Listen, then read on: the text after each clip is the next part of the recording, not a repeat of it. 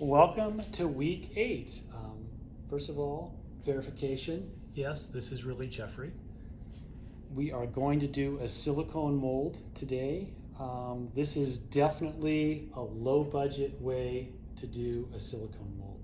So I'm learning the process too. I watched a few YouTube videos. There's really not a lot about it, but it seems to work. We've done a few molds and it seems to be working out all right. So I just want to talk about some of the basics. Really think about your workspace when you set it up.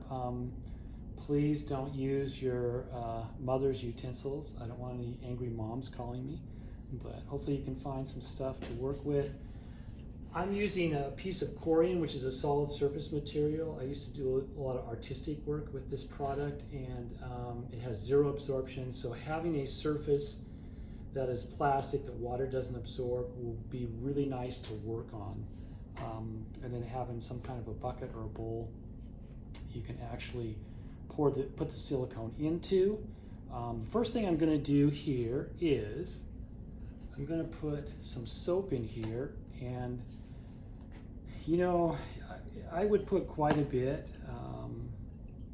You notice I'm going to really load it up with soap. I think it's kind of the key to this. And I'm going to stir it up good.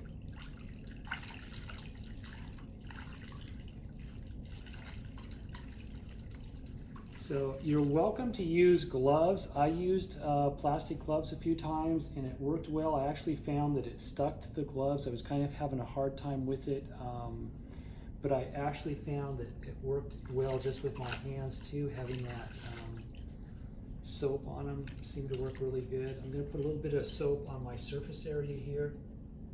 Make sure it's good. I have a model here, foam model of a soap bar. I want to make sure I, just kind of dip it in. You'll want to do that just before you, put the silicone around it. So here we go. So if you don't have, and many of you don't, if you don't have a caulk gun, what we're doing is you can take your X-Acto knife and cut off the top, cut off the bottom. You can actually come in with a blade, and you have sticks in your kits, and actually clean it out and put it into the bowl. Don't put it onto the side where there isn't any soap. It's going to stick immediately. So always be thinking wherever this material is going, it needs to either be in a soapy solution or on a surface that is soapy. Either this solid surface corian surface or some kind of plastic surface that you have, or your hands. Make sure that nothing's dry. This stuff is amazingly sticky. It's actually kind of nasty stuff to work with. What I like about putting it in the water is there's very little odor. But think about the space you're in. You want to make sure you have good circulation. This stuff has a really strong odor to it. So that's another concern that I have. So make sure you're in a well-ventilated area. There were some videos out there where they were using cornstarch like flour and making it real doughy, but it had a really strong odor, which I really like the immersion into the soapy water, because it tends to hide the smell really bad. So whether you've cut the ends off or you've decided to use a caulking gun, either way, the caulking gun allows you to disperse material enough to do one mold, because actually you can do 2, maybe even 3 with one of these tubes, depending on how well you handle it. You're able to seal this off. Whereas if you open up the whole tube, you're going to really need to use it all. So you have 2 tubes of this. So if you have one of these are really inexpensive. I think they're like less than $3 at Home Depot. They're really cheap to get these caulking guns. So I'm going to start. Again, I'm going to put my hands in here, make sure they're nice and soapy, and then I'm going to squeeze enough material in here to do one mold. I'm going to try to put it all in one location here. And you can watch your level here. When you get it down to where it's about half the level of where you started, this looks kind of cool. So I think at that point I've used probably close to half the tube. So again, if you're handling any of this stuff, make sure that your hands are really soapy. So here we go. This feels really cool. So I'm just going to start lumping it all together. If it does stick it all to your hands, It comes off really easy if you just touch it with silicone. Just make sure you keep your hands and up your arms maybe a little bit really soapy. You just don't want it. So I've got a nice ball here. So we've discovered that doing this for a while, it has a reaction. This helps harden it also. I'm just going to kind of keep folding it and working it in. And you want to do this probably for a couple minutes here. You can still feel it really wants to stick to your hands, but the soap's keeping it from sticking. If you take it out of the water and start fooling it, pretty soon it's going to start sticking to your hands, so you want to try to keep it in the bowl as much as possible.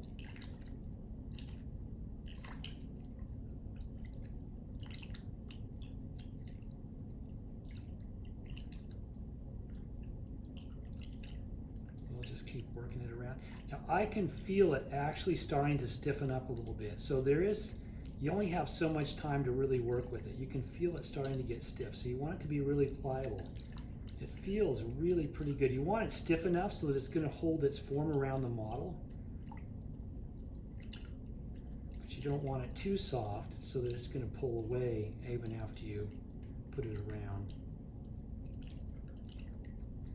your soap bar model.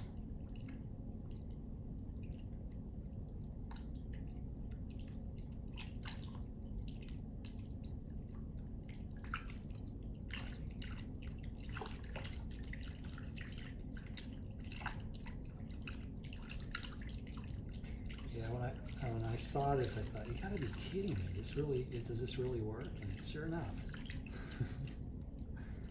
it's pretty crazy. So this is definitely about as low budget as you can get with a mold for silicone. The silicone we normally use in this class is really expensive. Of course, it's really good stuff. High detail, pours really nicely. It's a two-part mix. But this is pretty easy process to go through if you want to take an impression of something and do a casting. So,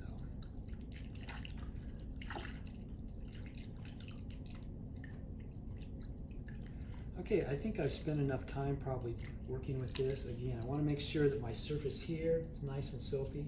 I want to take this just before I push it on. Make sure hold it down for just a second or two here.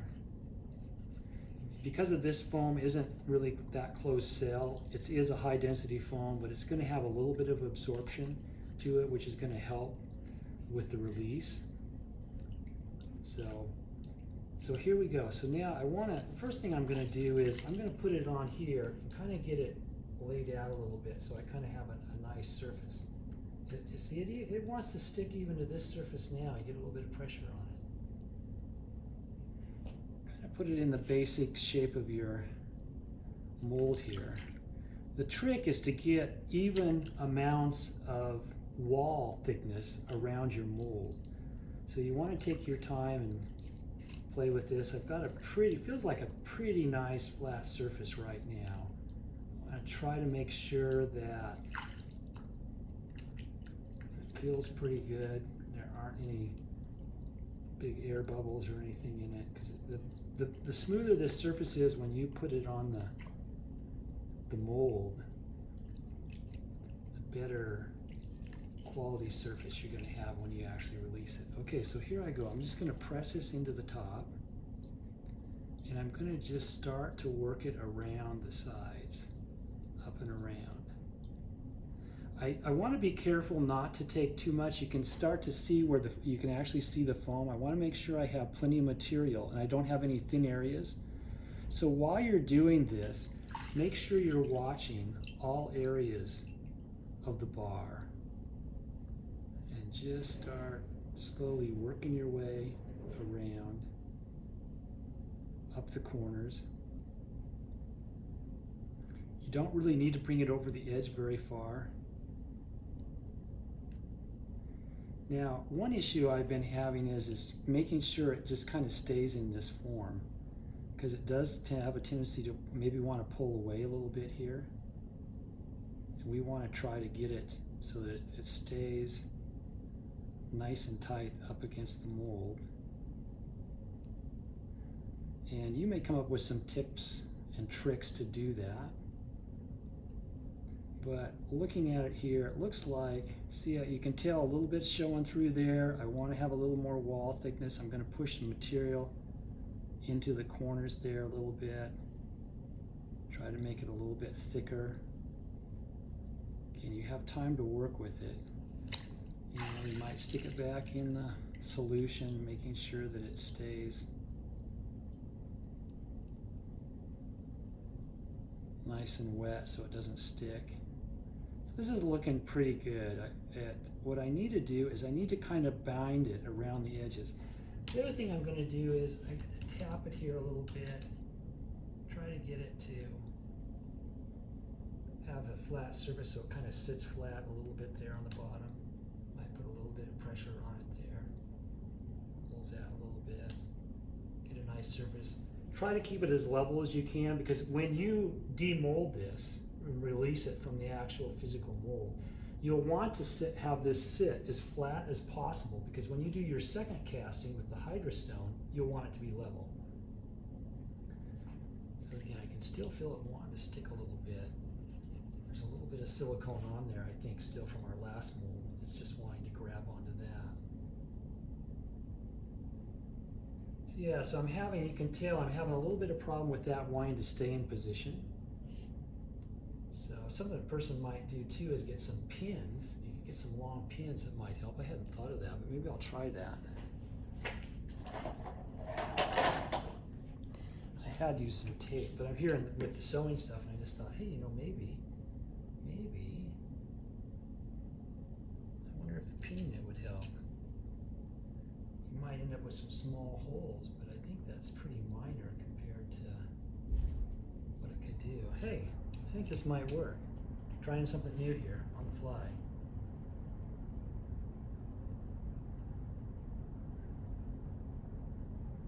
Just using what's available.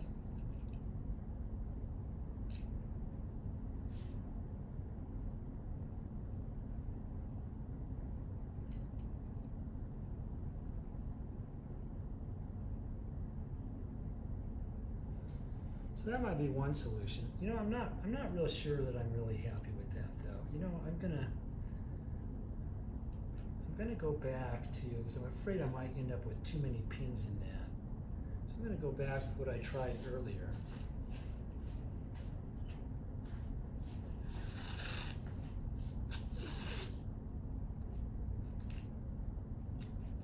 I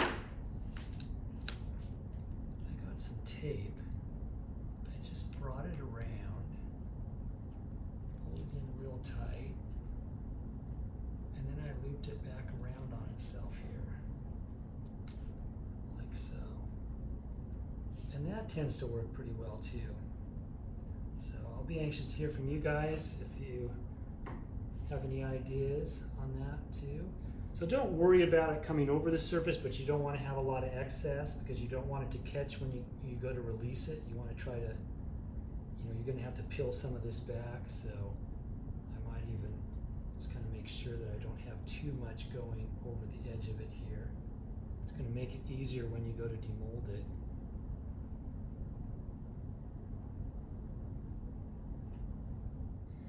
When we do this, normally with the silicone, I have you guys build a foam box. What we do is we